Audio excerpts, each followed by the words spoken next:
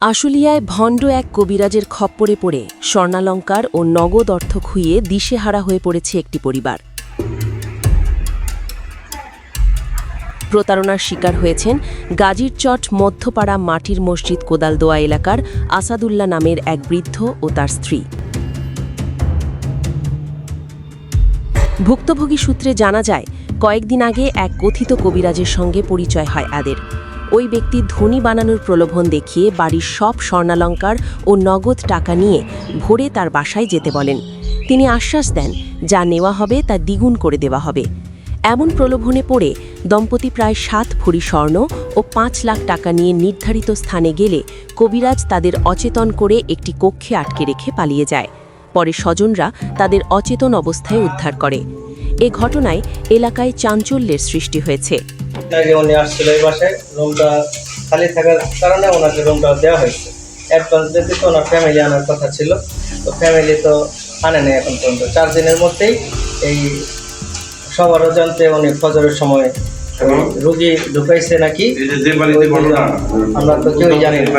তো শেষ এক পর্যায়ে দেখা গেছে যে 10টা-11টার দিকে ওই রোগীর লোকজন খবর নিয়ে ওই বের করছে ঘরের থেকে তালা ভেঙে। একজন পুরুষ ছিল, দুজনই অজ্ঞান ছিল রুমের মধ্যে। স্থানীয় সম্ভবত এই ইউনিকের স্থানীয় ছিল। তো এরপরে তো বাহির করে ওদের নিয়ে গেছে, তো আমরা কেউই উপস্থিত ছিলাম না। এই বাড়ির মানে মোটামুটি দায়িত্ব যারা, তারা কেউই ছিল না বাড়িতে। তো সবাই কাজের সময় 10টা-11টার দিকে কাজের সময়, ওই সময় এই ঘটনা বের করছে। এই পর্যন্তই আমরা উদ্ধার হলে ওই যে ওনাদের বাড়ির থেকে লোকজন আসছে, আইসা ওই নিজ দিয়ে দেখছে। ওই লোকটা এসে ভেঙিয়া আইসা বাড়িওয়ালা ঠকত, বাড়িওয়ালার ঠকত। তাহলে আপনি কারটা চাইছেন? বাড়িওয়ালা কি? আপনি কেন? রুম নিবা। তাই রুম নিবা কি ফ্যামিলি নাকি বেতন? বলছে যে ফ্যামিলি, আমার ফ্যামিলি কয়েকদিন পরে নিয়ে আসবো আমি। তো বাচ্চা কাচ্চা আছে? হ্যাঁ আছে, বাচ্চা কাচ্চা 2টা আছে, একটা সাথে নিয়ে আসবো আর একটা থাকবো। আচ্ছা, তো রুম দেখাইলাম, রুম দেখালে পরে রুমের ভিতরে ঢুকলাম, ব্যাগটাকে একবারে নিয়ে আইছি, রুমের ভিতরে ঢুকলাম।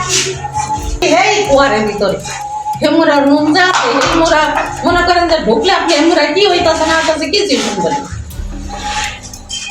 ঘটনাটি আশুলিয়ার দক্ষিণ গাজীরচট মাটির মসজিদ এলাকার আলাউদ্দিন ফকিরের বাড়িতে ঘটেছে।